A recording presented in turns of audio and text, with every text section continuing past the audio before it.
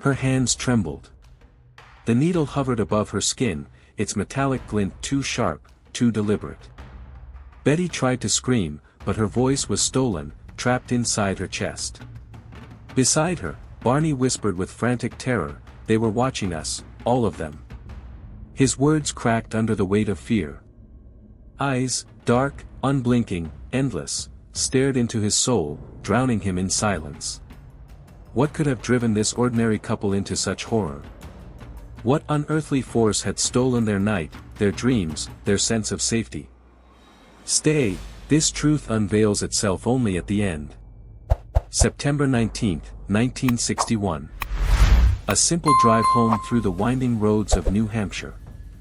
The air was crisp, the stars sharp above the mountains. Inside the car, Barney gripped the wheel, his eyes heavy from the long trip. Beside him, Betty leaned against the window, watching the sky drift above her in a quiet dream. They were no different than anyone else, hard-working, modest, two people winding down from vacation.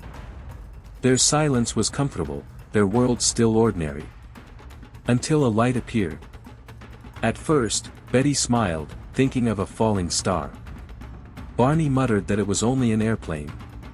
But the light remained. Flickering. Moving. Watching.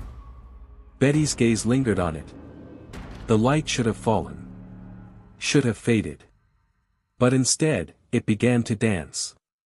It moved against the stars, sliding in ways no star, or plane, ever could. Her curiosity swelled into unease. Barney tightened his jaw, refusing to give in. He wanted answers grounded in reality. But reality was failing him.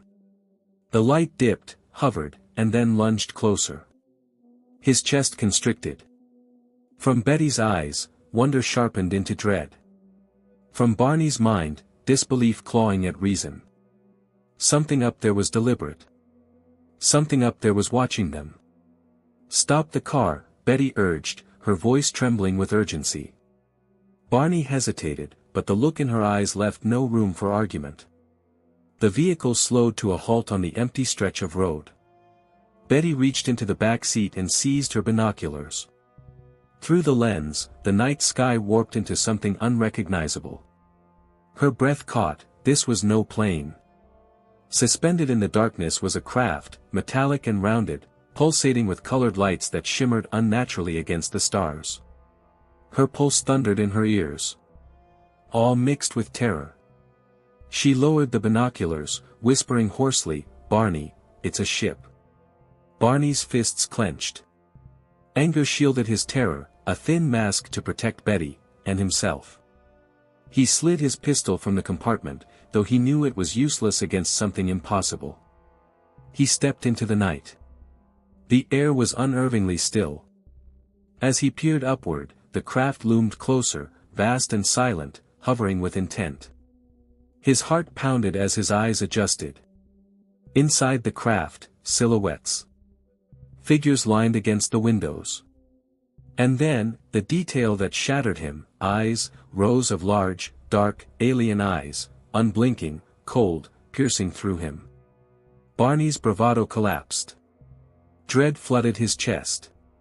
He stumbled backward, adrenaline screaming. "We have to leave," he gasped, sprinting back to the car. The engine roared as Barney slammed his foot to the floor. The car surged forward, cutting through the silence of the lonely road.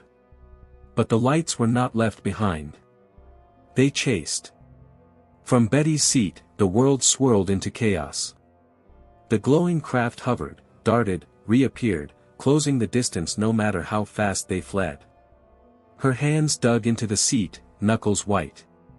A sound erupted, metallic buzzing, mechanical and unnatural. It rattled their bones, vibrated in their skulls. The light grew everywhere, engulfing them. Betty tried to scream, but the sound was devoured by the noise. When awareness returned, the car moved soundlessly along a different stretch of road. The dashboard clock glowed faintly, 2 hours gone. Neither spoke. The silence pressed heavier than any words. Betty's chest ached, a hollow sensation she couldn't describe. Something had been taken, stolen from her, yet she could not name it. Beside her, Barney stared ahead, jaws locked, refusing to meet her gaze. In that void, suspicion and terror rippled. Something happened to us. Mile after mile, headlights cut the darkness, but nothing could pierce the uncertainty now woven into their lives. The nights afterward brought no peace. Betty dreamed vividly, white rooms, gleaming tables, strange figures pressing down on her. She would jolt awake in cold sweat, her cries echoing in the quiet of their home. Barney avoided sleep altogether. The images lingered as shadows even in daylight, those eyes, those unblinking eyes. He dismissed Betty's nightmares as imagination, but deep inside, he knew they carried a truth he didn't dare acknowledge. Their marriage strained under silence. Together, yet divided. Haunted by what they could not remember, and by what they sensed their minds were hiding from them. As weeks passed, the burden became unbearable. Betty's dreams grew sharper, more detailed, while Barney withered under gnawing dread. They could no longer dismiss what stalked their minds. Hesitant, ashamed, yet desperate, they reached out for help. Their story found its way to Dr. Benjamin Simon, a psychiatrist known for unlocking damaged memories through hypnosis. The couple sat before him, trembling underneath their rehearsed normality. They needed answers. They needed a way to reclaim the missing hours. But what waited inside their minds was darker than anything they had ever dared to imagine. Under hypnosis, Barney's composure fractured. His voice, once firm and pragmatic, cracked into trembling fragments. He tried to resist the memories clawing their way to the surface, but there was no escape. He choked out images, the car stopping, the light flooding around him, the paralysis setting in. He was dragged, powerless, into the unknown. His breath grew ragged as he relived it. They were there, he cried. Their eyes. I can't get away from their eyes.